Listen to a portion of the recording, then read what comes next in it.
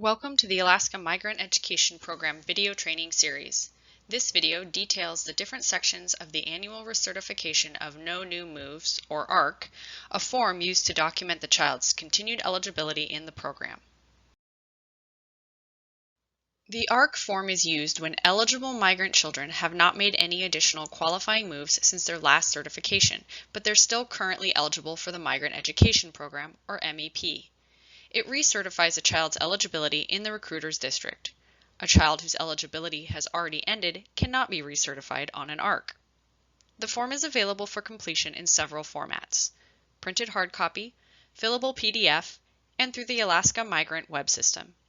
In this video, we'll just be going through the different sections and fields of the ARC. A separate video will discuss how to create an ARC through the web system.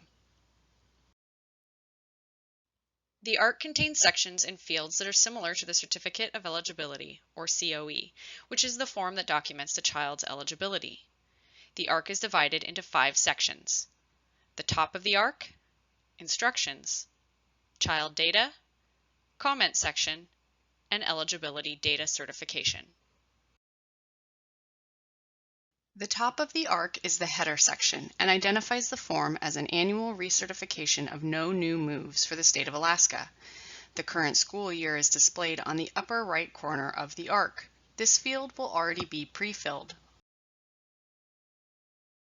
The school district name is the name of the school district recruiting the child. This should be the complete district name, no abbreviations. For ARCs created in the web system, this field will already be pre-filled. The most recent COE ID is the ID found on the top of the child's most recent eligible COE. The COE ID is an auto-generated number created by MIS 2000 at the time the COE was created. The end of eligibility, or EOE, date field records the date a child's eligibility in the program ends. This date is 3 years from a migrant child's most recent qualifying arrival date, or QAD, listed on the child or children's most recent COE. The EOE date field is recorded following a 2-month, 2-day, 2-year format. The next section is the instructions section. It details when an ARC should be used. ARC forms can only be used to recertify eligible migratory children in the recruiter's district if all 3 of the following criteria are met. 1. A child still has eligibility in the recruiter's district. 2. A recruiter has contacted the family to confirm a new move was not made since their last interview. And 3. The child is still living in the recruiter's district, the child is attending school in the recruiter's district, or the child is being served by the recruiter's district with MEP funds. The next section is the child data section. The child data section contains all information on the eligible children in the household who must be certified on the ARC. Children are listed from youngest to oldest, with the youngest child at the top of the list. Student ID refers to the child's Alaska Student Identification Number, or AKSID. For ARCs completed in the web system, this field will already be pre-filled. If not completing the ARC through the web system, this field will appear grayed out. It is the records manager's responsibility to complete this field.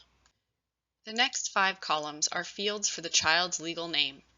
Last name 1 is the legal last name of each eligible child in the family. Last name 2 is the second last name if the child has multiple names or a hyphenated last name. If the child has more than 2 last names, the entire name should be recorded in the correct order in the comments section of the COE. First name is the legal first name of each eligible child. Do not record nicknames or shortened names. Middle name is the legal middle or secondary name of each eligible child. Suffix is for recording the child's generation in the family. For example, junior or the third. When creating an ARC through the web system, these sections will already be pre-filled.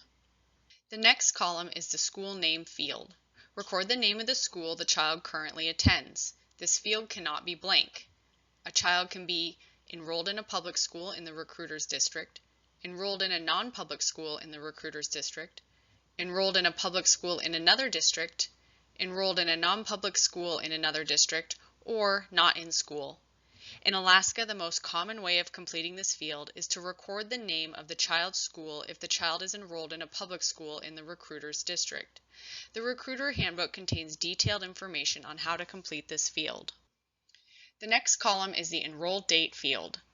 It is the first day of school that the child attends for the current school year. All children will have an enroll date except for those who are too young to be in school and those who have dropped out. The enroll date field is recorded following a 2-month, 2-day, 2-year format. More detailed information can be found in the Recruiter Handbook. The final column is the grade field. Enter the child's current grade at the time the ARC is completed. There is a code for every child. A grade must be listed for every child enrolled in a school program. Children who are not yet in school are listed as 00. Children attending preschool programs are listed as PS. Children who have dropped out of school are listed as OY. Codes are found in the Recruiter Handbook. The next section is the comments section. This space is provided for any additional or updated information. Examples include updated addresses or phone numbers, children new to the household, or any other pertinent information. Comments must be initialed and dated by the recruiter. The final section is the Eligibility Data Certification section. 2 signature fields appear here, one for the interviewer and another for the designated SEA reviewer. After completing the interview and entering all necessary information on the ARC, the interviewer must review the ARC for accuracy and sign the hard copy ARC. A date field is provided to record the date on which the ARC was completed and signed by the interviewer.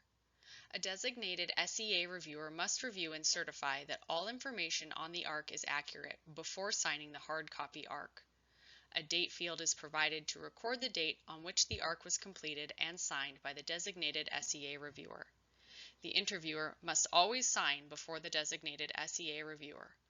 All date fields follow a 2-month, 2-day, 2-year format.